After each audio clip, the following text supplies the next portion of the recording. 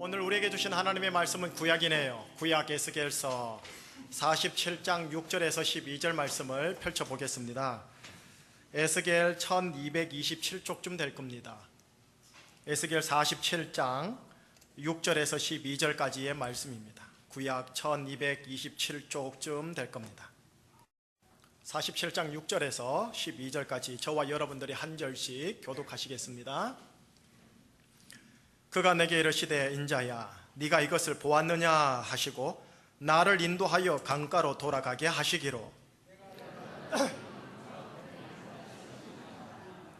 그가 내게 이르시되 이 물이 동쪽으로 향하여 흘러 아라바로 내려가서 바다에 이르리니 이 흘러내리는 물로 그 바다의 물이 되살아나리라.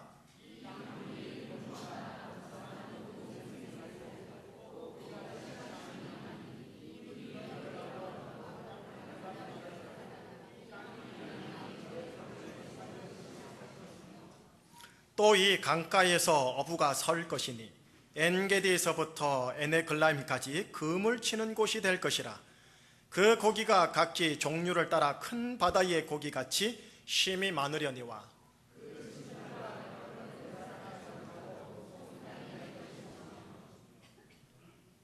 같이요 강 좌우 가에는 각종 그 잎이 시들지 아니하며 열매가 끊이지 아니하고 달마다 새 열매를 맺으리니 그 물이 성소를 통하여 나옴이라. 그 열매는 먹을만 하고 그 잎사귀는 약재료가 되리라. 아멘. 오늘 말씀 설교 제목은 사의 바다를 생명의 바다로 바꾸리라 라는 제목입니다. 또한 거룩한 영의 사람이라는 제목으로 오늘 이 본문 말씀 함께 상고하고 나누고 마음이 새기시고 축도받고 나가시겠습니다. 우선 복습부터 좀 하지요. 한 달 전이죠. 5월 11일 주일 예배 때 무슨 말씀 나누는지 전혀 기억 안 나시지요. 앞에 자막을 보시면 5월 11일 주일 예배 때 나누었던 말씀 두 구절이 나올 겁니다. 한 목소리로 한번 읽어보겠습니다. 시작. 이에 그들의 고통 때문에 여호와께 부르짖으매 그가 그들의 고통에서 그들을 구원하시되 그가 그의 말씀을 보내어 그들을 고치시고 위험한 지경에서 건지시는도다. 시편 107편 말씀입니다. 하나님의 백성들이 고통 가운데 하나님께 구원해달라고 부르짖으면 하나님께서 무엇을 보낸다고 기록되어 있습니까? 사람입니까? 말씀입니다. 말씀입니다. 사람을 보내요, 은사자를 보내요, 능력자를 보내요, 리더를 보내요라고 기록되어 있지 않고요. 말씀을 보내요 그들을 고치시고 위험한 지경에서 건지신다라고 되어 있습니다. 자, 한번 따라 하시죠. 말씀 충만한 우리 교회. 여러분들의 개인도 똑같습니다. 말씀 충만한 여러분들 한 분 한 분이 되셔야 하나님이 그 말씀을 통해 여러분들을 구원하시는 거죠. 자, 이게 구약의 말씀인데요, 신약에 와서 때가 되었습니다. 말씀이 육신이 되어 우리 가운데 거하심에 그분의 이름이 뭘까요? 예수 그리스도이십니다. 이 말씀이 이 땅에 내려와 사람이 되었으니 여러분들과 제가 주님이라고 믿는 예수 그리스도께서 이 땅에 탄생하셨고 그때부터 구약 시대가 아닌 신약 시대, 옛 언약의 새 언약의 시대가 시작이 되었습니다. 자, 지난주 설교 복습을 하고 넘어갈게요. 옛 언약 시대, 다시 말하면 예수님이 태어나기 전에는 동물들이 우리의 죄를 사하는 번제물이 되었다라고 하였습니다. 그런데 말씀 되시는 예수님이 이 땅에 오셔서 새 언약 시대에 와서는 어떻게 되었느냐? 바로 이 예수님, 말씀이신 예수님이 우리의 죄를 사하는 번제물이 되셨다라고 지난주에 함께 나누었습니다. 그 번제물의 사건이 옆에 보이는 십자가 사건이지. 십자가를 통하여 예수님께서 우리의 죄를 위한 영원한 번제물이 되셨습니다라는 것 지난주 주일 설교 내용이었습니다. 자, 이제 십자가에 달리신 예수님, 어린 양, 그 번제물 덕택에 우리가 어떻게 됐는가를 한번 선포해 볼게요. 다 복습입니다. 따라 하시겠습니다. 유치하게 왜 시킵니까? 이때 아니면 언제 해보겠습니까? 자, 따라 하시죠. 우리는 예수님 안에서 새 언약의 사람입니다. 의의 사람입니다. 마지막입니다. 은혜의 사람입니다. 새 언약의 은혜, 바로 이 번제물 되신 예수님으로 인하여 우리에게 주신 영적 정체성이며 영광과 능력과 축복의 말입니다. 지난주에 이렇게 말씀을 드렸죠. 번제물 되신 예수님 때문에 우리에게 받은 세 가지의 축복이 있다고요. 첫째, 나에게 예수님의 의로움이 제공되어 나의 죄와 죄책감으로부터 완전히 해방되고 해결되었다라는 것과, 둘째, 비록 내가 의인 되었지만 여전히 온전치 못한 것들이 있으니 온전함으로 하나님이 나를 몰아가신다라는 것을 얘기했고, 셋째, 내가 너를 떠나지 않고 버리지 아니하겠노라 라는 하나님의 임재와 동행의 약속을 하나님이 주셨다라고 하셨습니다. 그래서 시편 23편에 다윗이 얘기하지요.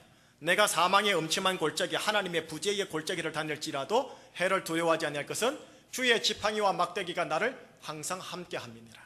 그 표현이 가능한 겁니다. 자, 여기까지가 복습입니다. 여기까지가 지난주 내용의 설교입니다. 오늘의 설교는 바로 이 설교, 지난주까지의 설교 위에다가 오늘의 설교를 세워야 합니다. 새 언약의 사람인 여러분, 이제 다음 단계의 고백을 함께 나누면서 축도받고 나가실 때 이 고백을 붙잡고 나가셔야 합니다. 따라하겠습니다. 나는 거룩한 영의 사람입니다. 나는 뭐라고요? 거룩한 영의 사람. 거룩한 영, 한문으로 뭡니까? 성령. 나는 성령의 사람입니다 라는 표현입니다. 이거 중요합니다. 거룩한 영이 나를 휘어 감싸고 있고, 그 거룩한 성령께서 내 안에 나와 함께 하면서 나와 합력하여 바로 방금 전에 고백했고 선포했던 새 언약의 축복, 의의 축복, 은혜의 축복을 실상화시키는 분이 성령이십니다. 그러니 내가 새 언약의 사람이면서도 거룩한 영, 성령의 사람이라는 복음의 정체성과 고백과 선포는요, 성령님으로 하여금 내 삶의 현장에서 역사하도록 장을 깔아놓는 고백이 되는 겁니다. 따라서 나는 거룩한 영의 사람입니다 라는 표현을 매일매일 순간순간 고백함으로써 예수님과 성령님을 영접하는 거지요. 이 거룩한 영, 성령 하나님께서 이제 그렇다면 내가 고백함으로 내 삶의 현장에 어떤 삶의 영향을 끼치고 놀라운 일들을 펼치기를 원하시는지 보여주는 그림을 오늘 본문을 통해 확인해 보려고 하는 겁니다. 자, 이제 바로 본문 들어가도록 하겠습니다. 6절 말씀 함께 읽어보셔야 합니다. 6절 말씀 같이 읽겠습니다. 그가 내게 이르시되 인자야 네가 이것을 보았느냐 하시고 나를 인도하여 강가로 돌아가게 하시기로. 자막을 보시면서 귀는 저한테 들어주시면 되겠습니다. 본문에 나오는 그가 누구냐 하면은 하나님을 일컫습니다. 여기에 내가 누구냐 하면은 나라는 인물은 에스겔 선지자를 이야기합니다. 하나님께서 에스겔 선지자, 여기 보면 인자라고 나옵니다. 사람의 아들, 보통 평범한 사람 인자, 인자인 에스겔에게 질문을 하고 있는 본문입니다. 인자야, 네가 이것을 보았느냐 라고요. 지금 우리가 읽은 본문은 6절입니다 6절에서 12절까지의 본문을 함께 읽었는데, 네가 이것을 보았느냐라는 주님의 질문에 이것이라는 건 뭐냐 하면 바로 1절에서 5절의 내용을 보여주고 나서 네가 지금 이것을 보았느냐라는 질문인 겁니다. 1절 5절 읽지 마시고 저의 설명을 들으시면 됩니다. 하나님께서 환상 가운데 선지자 에스겔이라는 인자를 성전으로 데리고 갑니다. 환상입니다. 예루살렘 성전으로 데리고 갑니다. 성전에 딱 서보니까 참으로 특이한 현상이 나타났습니다. 성전 문지방에서요, 물이 졸졸졸 마치 새어나오는 것처럼 하여 흘러나오는 환상이 보인 겁니다. 그런데 그 물이 참 특이한 게 뭐냐면 양쪽 사방으로 번지는 게 아니라 한쪽, 이른바 동쪽으로만 흘러가더라는 겁니다. 그래서 그 물을 따라 어느 정도 거리를 가다가 물의 그 깊이를 재어보니 발목 깊이 정도가 되더라는 겁니다. 또다시 어느 정도 거리를 가다가 그 물의 깊이를 재보니 무릎 정도의 깊이가 되더라는 겁니다. 또 가서 확인해보니 허리, 또 가서 확인해보니 이제는 깊이를 잴 수 없는, 사람이 능히 헤엄칠 수 없는 큰 강이 되었다라는 것이 1절에서 5절의 환상이랍니다. 성전에서 샘물처럼 솟아나오던 물은 제가 말씀드렸듯이 쫄쫄쫄 흐르는 정도의 샘물이었습니다. 한 사람이 마실 정도의 샘물 아니었을까 추측 가능합니다. 그런데 시간이 지나가면서 그리고 물이 동쪽으로 흘러내려가면서 그 쫄쫄쫄 흐르던 물이요, 발목, 무릎, 허리, 능이 헤엄칠 수 없는 큰 강, 대하가 되었다라는 말씀이 오늘 본문 내용입니다. 1절에서 5절에 이렇게 등장하는 이 큰 물, 큰 강, 바로 이것은요, 성령님을 은유적으로 묘사하는 표현입니다. 거룩한 영 성령 하나님께서 성전에서요, 지극히 보잘것없는 샘물처럼 졸졸졸 흐르다가 시간이 지나 동쪽으로 내려가다 보니까 큰 강이 되어 참으로 이상하고도 설명 불가능한 대하가 되었다라는 표현이 1절에서 5절 내용인 거예요. 자, 여기서요, 우리가 이성을 가진 자로서 조금 궁금해 보아야 할 두 가지 사항이 발생합니다. 첫째는 예루살렘 성전에서 시작한 물이 왜 사방으로 흘러가지 않고 동쪽으로만 내려갔냐라는 겁니다. 둘째는 흘러가는 물이 흘러가다 보면 흘러가는 양이 작다 보면 나중에 사라져야 합니다. 그런데 가면 갈수록 양이 더 많아지는 이 비논리적 상황이 생기는 환상 이유가 뭐냐라는 겁니다. 도대체 하나님은 어떤 의도와 메시지를 가지고 이 이상한 환상을 지금 에스겔 선지자에게 보여주고 있느냐라는 것입니다. 예, 바로 정답 들어가겠습니다. 8절 말씀이 우리에게 주는 정답입니다. 8절 말씀 함께 받들어 읽겠습니다. 그가 내게 이르시되 이 물이 동쪽으로 향하여 흘러 아라바로 내려가서 바다에 이르리니 이 흘러내리는 물로 그 바다의 물이 되살아나리라. 지금 자막을 보시면서 귀를 들으시면서 한번 대답을 해보시지 않으셔도 됩니다. 성령의 물이 동쪽으로 향하여 흘러 지금 어디로 갔다고 기록되어 있습니까? 아라바. 아라바는요, 예루살렘 동쪽과 남쪽에 걸쳐 있는 사막 이름입니다. 광야 이름입니다. 아라바 광야로 내려가서요, 또 어디로 지금 이르렀다고 되어 있습니까? 바다라고 되어 있습니다. 본문에 바다라고 되어 있는데 이 바다의 이름이 뭐냐면 여러분들이 아는 이름입니다. 바로 사해입니다. 사해 또는 염해 들어보셨습니까? 죽을 사자에 바다 해자요, 풀이하면 뭡니까? 죽은 바다라는 그 바다에 이르게 됩니다. 하나님께서 지금 예루살렘 동쪽 근방의 이 지리적 특수성을 이용해서요, 성전에서 시작된 지극히 작은 샘물 같은 성령이라는 이 물의 위대함을 여러분들에게 또 인자 에스겔의 입술을 통하여 우리에게 지금 보여주고 계신 겁니다. 자, 성전에서 시작된 미약한 샘물 같은 성령의 흐름이 동쪽으로 흘러내려가 우선 거대한 아라바 광야를 맞닥뜨립니다. 아라바 광야 어떻게 생겼을까요? 앞에 영상을 좀 보시면 사진 하나가 나올 겁니다.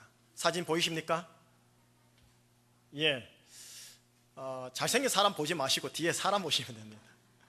지금 저런 여러분들에게 보여주고 있는 저 사진이요, 바로 아라바 광야로 들어가는 바로 입구에서 제가 서서 아라바 광야를 가리키고 있는 제 모습인 겁니다. 아라바 광야, 낮엔 지열이 최소 50도입니다. 지열 50도에 가까운 아라바 광야에 샘물이 흘러간다고 생각해 보세요. 졸졸졸 흘러가는 샘물이 흘러가다 보면 그 지열과 뜨거운 태양 광선 때문에 자연적 이치로 따지면 물은 어떻게 되어야 합니까? 증발해져야 합니다. 샘물로 시작된 성령 하나님께서 아라바 광야를 가는데요, 자연적 이치를 따라 증발된다란 말이 안 돼 있고요, 발목 깊이, 무릎 깊이, 허리 깊이, 그리하여 헤엄칠 수 없는 강으로 바뀌어서 아라바 광야를 통과 돌파하겠다라는 겁니다. 왜?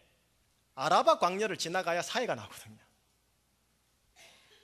아라바 광야를 가로지른 성령의 물이 결국 이런 곳이요, 지구상에서 더 이상 낮아질 수 없는 땅, 곧 가장 낮은 지역, 여러분 바다 해수면보다 418m나 더 낮은 곳입니다. 이른바 죽은 바다 사이로까지 흘러내려가겠다라는 말씀이 함께 읽었던 8절 말씀인 거예요. 다시 한번 영상 지도를 한번 살짝 보시죠. 제가 여러분들에게 예루살렘 단면도, 이스라엘의 단면도를 보여드리겠습니다. 가운데 보시면 가장 꼭대기에, 산 꼭대기에 예루살렘이 있지요. 예루살렘이 실제로 산 꼭대기에 있습니다. 그리고 여러분들이 보시기에 이쪽이네요. 이쪽으로 동쪽 방향으로 급경사로 되어 있습니다. 그 급경사 전체가 아라바 광야인 겁니다. 아라바 광야를 지나가서 가장 밑바닥, 해수면보다 더 낮은 사해 바다로 하나님의 성령의 강물이 흘러 들어가서 하나님께서 사해 바다를 어떻게 하시겠다라는 환상이 오늘 말씀입니다. 자, 이제 다시 한번 8절의 의미를 제가 고집어 드릴게요. 성전 제일 꼭대기입니다. 아라바 광야 중간입니다. 사해 가장 밑바닥입니다. 이 지리적 순서를 따라 성령의 물의 깊이가요, 성전이니까 성령의 물이 가장 높고 크고 깊어야 되는 거 아닙니까? 그리고 아라바 광야, 태양이 많으니까 창이란 강에서 허리로, 그 다음 무릎으로, 발목으로 증발하고 빠져나가야 되는 거 아닙니까? 사이에서는 쫄쫄쫄 흘러가는 거 맞지 않습니까? 이게 자연의 이치인데, 그런데 성경엔 그렇게 기록되어 있지 않고 역으로 기록되어 있어요. 성전에서 시작된 샘물 같은 성령의 졸졸졸 흐르는 물이 아라바 광야를 통과할 때는 발목으로, 무릎으로, 허리로, 그리고 가장 밑바닥인 사이를 흘러갈 때는 대하, 큰 강물이 되어 사이로 흘러 들어가겠다고 하는 거예요. 오늘 본문 환상의 말씀입니다. 그렇게 될 때요, 8절 마지막 부분에 하나님께서 그 사이의 바다에 대하여 무엇이라고 말하는지를 봐야 됩니다. 이것이 오늘의 핵심 포인트입니다. 8절 말씀, 성경 보지 말고 이번에는 자막을 보시면서 한번 같이 읽어주세요. 시작. 그가 내게 이르시되 이 물이 동쪽으로 향하여 흘러 아라바로 내려가서 바다에 이르리니 이 흘러내리는 물로 그 바다의 물이, 사이의 바다의 물이 어떻게 된다고요? 되살아나리라. 능히 헤엄칠 수 없는 큰 강 같은 성령의 물로 인해 죽은 바다 사이가요 되살아난다고 합니다. 죽은 바다 사이가 어떻게 되살아나는지 조금 더 구체적으로 묘사한 게 여러분들이 그 다음에 읽어야 할 9절에서 12절 본문이에요. 저와 함께 교독할게요. 제가 9절 읽고 여러분이 10절 읽을 때 읽으시면서 죽은 바다 사이가 이렇게 되살아나는구나 하고 이해하시면서 그냥 읽어 나가시면 되겠습니다. 9절 제가 먼저 읽겠습니다. 이 강물이 이르는 곳마다 번성하는 모든 생물이 살고 또 고기가 심이 많으리니 이 물이 흘러 들어가므로 바닷물이 되살아나겠고 이 강이 이르는 각처에서 모든 것이 살 것이며,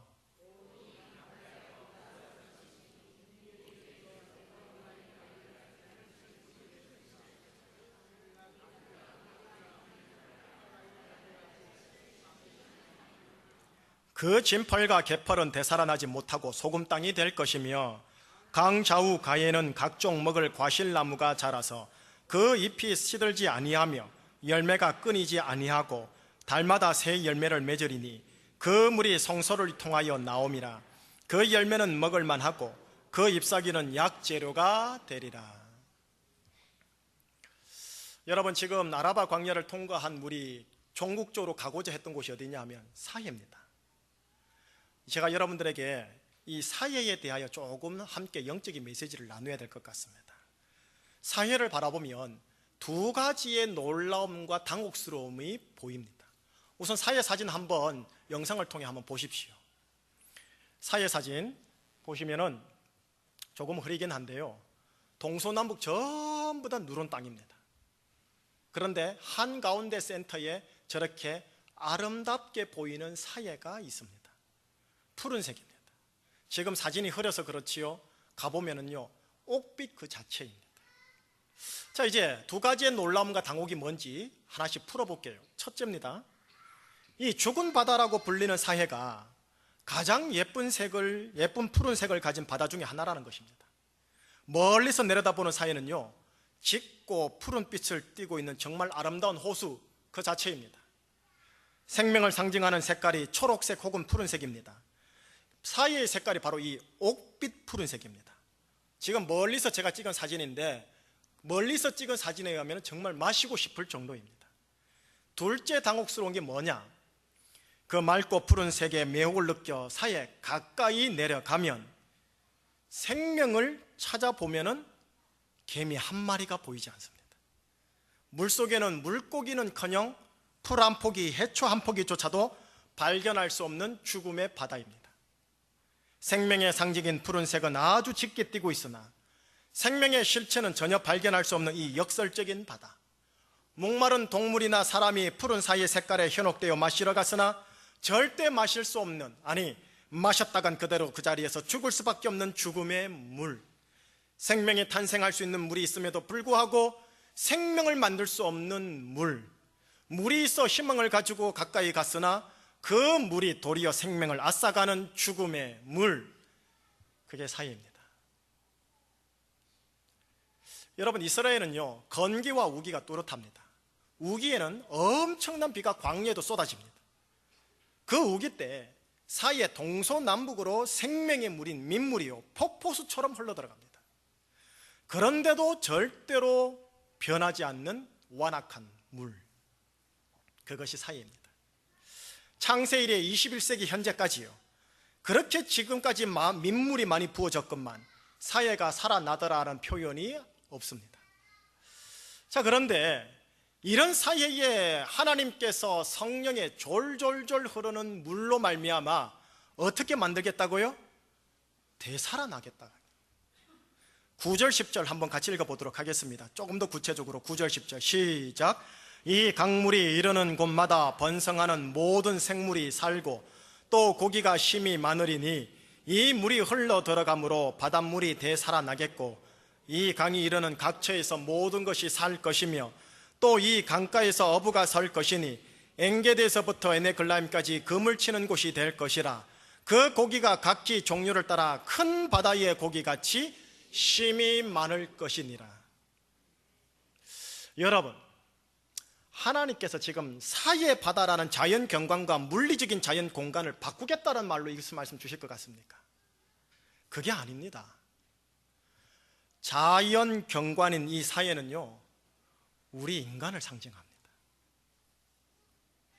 생명의 색깔은 있으나 생명들이 없는 물, 그 물인 사이처럼 생명의 주인 되신 예수님을 믿고 있으나 생명의 끊임없는 변화와 능력이 없는 우리들의 모습요, 혹은 세상 사람들이 추구하는 여러 세상적인 성공의 물은 여럿 가지고 있는 것 같으나 참된 해갈과 안식이 없는 우리들의 모습요. 여러분, 옆에 있는 배우자가 사이 아닙니까? 옆에 보지 마시고요. 여러분의 자녀와 가족이 혹시 사회는 아니신, 사회 바다는 아니신지, 내 현재의 여건과 상황이 남들이 보건대 절대로 바뀌지 않을 것 같은 사회 바다 같지는 않습니까? 아니, 무엇보다 여러분들 본인 당사자가 사회 바다가 아닌 것 같습니까? 우리가 사는 제주의 생활과 제주의 역사가 혹시 사회의 흔적들로 척척 쌓여있지는 않습니까? 우리 대한민국 사회의 정세로 힘들어하지 않습니까? 물론 다음 주에 월드컵이 있어서 약간의 희망은 있지만요, 하나님께서는 오늘 본문을 통해 새 언약의 사람들인 여러분들에게 사회가 바뀔 수 있다는 것을 환상을 통해 보여주면서요, 힘으로, 능으로, 프로그램으로, 시스템으로 바뀔 수 있다는 걸 보여주는 게 아니라 성령의 물, 성전에서 졸졸졸 시작된 성령의 물이 바꿀 수 없는 사회를 생명의 바다로 바꿀 수 있다는 것을 말씀해 주고 계시는 겁니다. 이 이론의 말씀, 이 환상의 말씀, 이 비전의 말씀을 현실화되게 하는 것, 그게 하나님의 영, 성령의 예수님의 영, 거룩한 영인 성령 하나님이시라는 겁니다. 부활 승천하신 주님께서 승천하기 직전에요, 제자들에게 이렇게 분부하셨죠. 예루살렘을 떠나지 말고 이 성령을 기다리라고 말이지, 이 성령을 갈망하라고 하셨습니다. 이 성령이 아니고서는 다른 대안이 있을 수 없음을 절감하고 성령을 열렬히 환영하고 맞이할 준비를 하라고 하셨습니다. 여러분, 사이의 바다나 생명의 바다는 실은 같은 바다입니다, 오늘 본문에서는. 그런데 이 두 바다의 결정적인 분기점이 뭐냐면 성령의 거대한 강물이 흘러가느냐 흘러가지 않느냐에 달려 있었을 뿐입니다. 여러분, 성령의 거대한 물을요, 산부 예배 나오신 여러분과 제가요, 이 자리에서, 교회에서, 가정에서 갈망하는 것, 환영하는 것에서부터 성령의 샘물이 졸졸졸 시작된답니다. 그 갈망이 처음에는 성전에서 졸졸졸 흐르는 샘물 수준 정도이겠지요. 그러나 우리가 함께 예배 가운데, 기도회 가운데, 금요 기도회 가운데, 새벽 기도회 가운데, 셀 모임 가운데, 부부 모임 가운데 성령이여 이곳에 임하시옵소서라고 점점 갈망하면요, 발목 수준으로, 무릎 수준으로, 허리 수준으로, 나중에는 그 임계점을 돌파해가지고 성령의 강물이 되어 아라바 광야를 관통해서 사해 바다 같은 가정을, 나를 생명의 바다로 바꿔낸다라는 겁니다. 성도들과 교회가 이 성령 충만에 대한 갈망이요, 정말로 깊어야 됩니다. 이것이 심령의 가난한 자의 또 다른 모습인 겁니다. 오해하지 마십시오. 성령 충만하니까 여러분들 이성적인 그리스도인들 가운데는 오순절 은사, 종교적인 흥분, 그거는 극소수입니다. 성령이 임하시면 말씀 충만함의 능력의 역사, 예수님의 모습들, 능력과 회복의 역습들, 온전함의 모습들이 통합적으로 나타납니다. 성도들과 교회가 이 성령 충만에 대한 갈망이요, 삼부 예배 가운데 깊어지고 성령 충만함에 대한 찬양과 기도로 하나님께 나아갈 때예요, 바로 그 자리에 성령 하나님이 졸졸졸 흐르기 시작하는 겁니다. 그럴 때 성령의 큰 강물이 우리 삶에서 죽은 바다, 사이의 바다, 생명의 바다로 바꾸는 일을 일으키고, 이것이 바로 새 언약의 사람들에게 주신 축복이요, 의의 사람들에게 주신 축복이요, 바로 이 역사를 걸어서 제가 지금까지 외쳤던 은혜라는 단어입니다. 우리는 예수 그리스도 안에 있는 존재라면 이 약속을 이미 받은 존재들입니다. 새 언약의 사람이며 의의 사람인 여러분들은 이 거룩한 영의 사람이라는 약속을 받은 사람들입니다. 자, 이제 마무리할게요. 에스겔 선지자가 이 황당하면서도 놀라운 환상을 하나님께로부터 받았잖아요. 받고 나서 봤잖아요. 여러분 얼마나 흥분되겠습니까?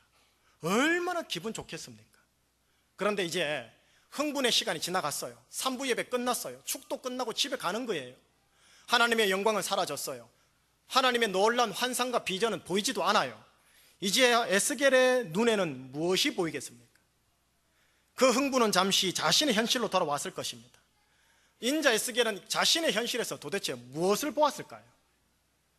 하나님은 오늘 본문 처음 시작할 때 이런 말을 했죠. 인자야, 무엇을 보았느냐? 라는 질문으로 시작을 했습니다. 정말 의미 있는 질문입니다. 인자 에스겔의 이성과 합리성의 눈으로 보면 사해바다 같은 자신의 고국 이스라엘 국내 상황이 보입니다. 비록 자기는 하나님의 뜻을 알고 살아가는 의의 사람, 거룩한 사람, 성령의 사람, 또한 은혜의 사람, 선지자였지만 하나님께서 자신의 나라 이스라엘에 대한 하나님의 거시적 심판에서 본인도 요래가 될 수 없었기에 조국이 멸망할 때 함께 의의 사람은 멸망하게 되었고 자신도 동포들과 함께 이역만리 동쪽으로 포로 생활하게 되었습니다. 고통과 눈물과 밑바닥 사이의 생활을 함께하게 됩니다. 인자 에스겔의 육의 눈에는 그것이 보일 뿐입니다. 이스라엘 자기 민족 동포 사람들에게는 희망, 기대, 다시 한번 일어나야지 하는 자유의지의 기대의 모습이 전혀 보이지 않습니다.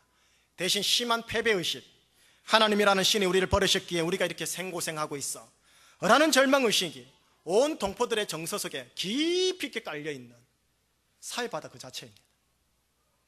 하나님은 환상으로 회복을 보여주셨지만 에스겔 인자의 눈에는, 이성의 눈에는 여전히 암담함과 어두운 현실밖에 안 보인다는 겁니다. 바로 그때 하나님은 에스겔 인자에게 이렇게 질문하는 겁니다. 인자야, 무엇을 보았느냐? 혹은 이렇게 표현해도 됩니다. 인자야, 지금 무엇을 보고 있는 중이냐? 또 다르게 표현할게요. 인자야, 정녕 무엇을 보고 싶은 거냐? 새 언약의 사람이며 거룩한 영의 사람인 여러분이 제주 생활 속에서, 가정 속에서, 직장 사업장 속에서 지금까지 무엇을 보았습니까? 앞으로는 무엇을 보고 싶으신 겁니까? 사의 바다입니까? 생명의 바다입니까? 육의 사실입니까? 영의 진실입니까? 여러분은 새 언약의 사람이고 거룩한 영의 사람입니다. 물론 전제 조건은 있지요. 예수 그리스도를 내 인생의 주님으로, 구세주로 모셔야 한다는 것이지요. 여러분, 새 언약의 사람, 거룩한 영의 사람이 우리들도 사예바다 육의 사실, 육의 실상을 이성적으로 볼 수 있습니다. 또 실제로 보이기도 하고요. 허나 우리들은 생명의 바다, 영의 진실, 말씀의 약속을 믿음으로 보도록 부름받은 자들입니다. 그리고 우리들은 이 거룩한 영을 온전히 의지하여 거룩한 영이 더더욱 충만하기를 임하도록 갈망하고 환영하고 기다리는 자들로 부름받아 삼부 예배에 오시게 된 겁니다. 동시에 거룩한 영이 나의 인생을 휘어감고 있다 믿고 내 심령에 거하는 거룩한 영 성령 하나님과 합력하여 내가 내 가정 제주 인생에서 선을 세워 나가리라 믿음으로 결단하도록 여러분들이 부름받은 겁니다. 여러분들은 그런 거룩한 운명으로 부름받아 이 자리에 의의 사람, 새 언약의 사람, 은혜의 사람으로 앉아 계신 거예요. 인자 에스겔, 그는 안 돼, 더 이상 희망 없어 라는 패배의식이 온 백성들 기저에 깔려있는 상황 속에서요, 아마도 오늘 이 환상의 말씀을 붙잡고 희망을 놓지 않고 오늘 하루 시작했을 겁니다. 성령의 물이 반드시 나와 우리를 사의 바다에서 생명의 바다로 바꾸신다라는 기대감으로 하루하루 살아내고 버텨냈을 겁니다. 그렇기에 이 환상의 말씀 붙잡고요, 오늘 하루 어떻게 하면 잘 세워나가지, 어떻게 하면 빌드업 해나가지 하면서 자유의지를 불러일으켰을 겁니다. 이것이 거룩한 영의 사람 마음입니다. 이것이 여러분들이 품어야 할 인자 에스겔의 마음입니다. 사의 바다를 생명의 바다로 바꾸리라. 이것은 하나님의 약속이며 맹세이며 하나님의 비전입니다. 그런데 이것은 프로그램, 이벤트, 시스템 조금 2% 부족합니다. 오직 성령에 의해서만 가능합니다. 그런데 여러분들은 성령의 사람이십니다. 그러니 사회가 생명의 바다로 바뀌는 것은 여러분들 것입니다.